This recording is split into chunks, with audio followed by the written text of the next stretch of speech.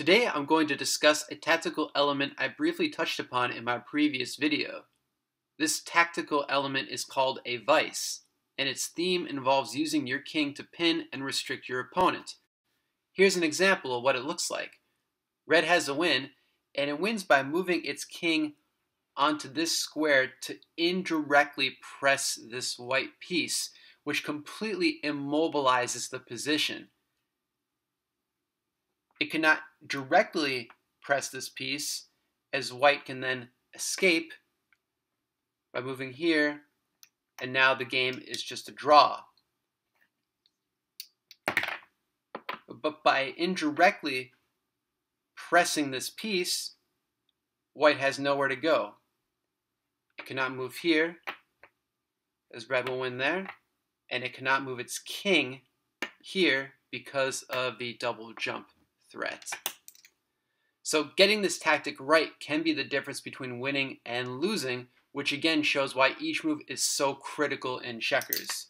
If we take this same position and actually move it up the board,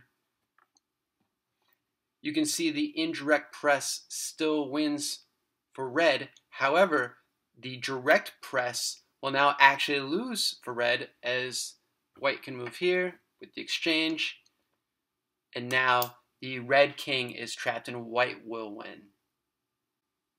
The vice can occur anywhere on the board, not just along the border. And here's another example of it. Red is a piece up in this position, but the piece on this square is about to be under attack by this king.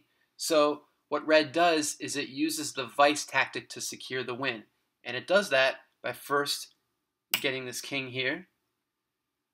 The white king is then going to directly attack this piece. The red king moves here. And now, if the white king goes here, the red king is just going to move here and have the exchange of piece and win. So instead it's going to attack in this direction. So right now this piece is doomed. It has to be given up in some capacity. So it moves here next, allowing the capture. And now for the vice. Red moves here. Now white is completely trapped. It cannot move here, for it will give up the piece. And anywhere it moves its king in any direction, the red king is going to double jump and win the game. This next example is one of my favorite positions. Red is a piece up but has some work to do, as white is threatening this piece and the position at whole. So red uses the vice to win in this position by first pitching this piece. Now it doesn't matter which way white jumps first. Let's say it jumps with the king first. And now this red piece is going to get a king. And now the white piece jumps this piece. And now for the vice, with the red king moving here. Now white is in a total jam. If it goes here, then red is going to jump twice. And anywhere it moves its king, the red king is going to get a double jump. So if it moves here, the double jump, and another red win. Red looks to be in serious trouble in this next position, but I've shown before how a single corner cramp can be detrimental in any position. The vice tactic will save the day for red here, and really the key to draw is by first pitching this piece. Now, white cannot go here because of the double jump, and now it's an easy win for red. So instead, white will jump with its king. And now you can see a cramp starting to form just by this one piece being here. So red will attack this position by moving the king out. White will advance its king. The red king will move here to attack this position here. So if white decides to move its king out again, the red king is going to have a direct press on this piece. Now, if the white king moves back, we're in a bit of a seesaw position, because now red will just move back and back and forth. So as you can see, white cannot advance. So instead, if white decides to advance this piece, red is going to continue to press, and now white cannot advance here because of the double jump, so it'll advance here, and then red will use the breaches tactical element by getting in between the two white pieces. And now say white moves the king out, captured, and trying to pin the red king, but it cannot. It's not in time, and the game will be a draw. Cramps can also occur in the double corner, just like they can in the single corner, and this is one example of a double corner cramp. You can see red's pieces are bunched up here, with the white king further threatening this position. But red uses the vice to get out of this jam, and it does that by moving here first, sacrificing this piece to be captured, and now the red king is going to use the vice.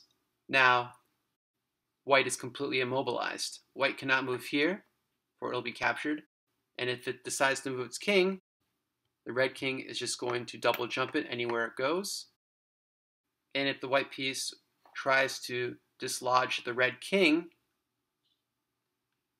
red is actually going to use this piece to jump it and become a king and win the game. Finally, I'd like to end this video with the common endgame situation. Now here, you might recognize that red is ready to attack and there's a double jump available. So if red goes here, white piece is going to capture, and now the double jump. The problem is that the white king is now going to jump the red king back using this piece as a backstop. The game is a draw. The timing is right for red to go in and get a king, but there was a win on this board previously. So let's bring up that original position.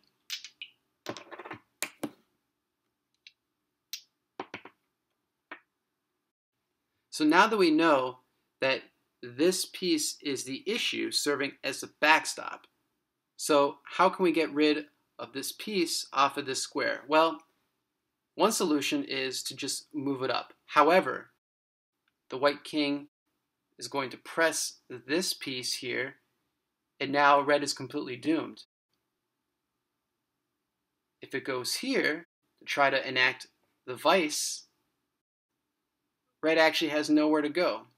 It can't go here. If it tries to go in here, then the white king is just going to press the piece, and the game is going to be over for red. So that's no good.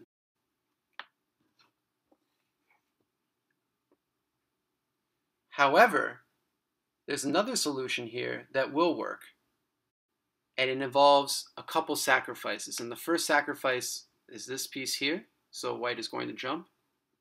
And now red is going to sacrifice this piece here, moving it off of the square and forcing white to jump. Now, instead of a double jump here, red has a triple jump. And it does that by pitching this piece here, and now the triple jump. The white piece is going to try for a king, but the timing is not there, and red is going to win the game. So my recommended mentality for these types of positions is to first identify what you would like to do, and then look at all the creative ways to accomplish it. Being open to giving up one piece or multiple pieces will ultimately bring you more success. Thanks, as always, for watching.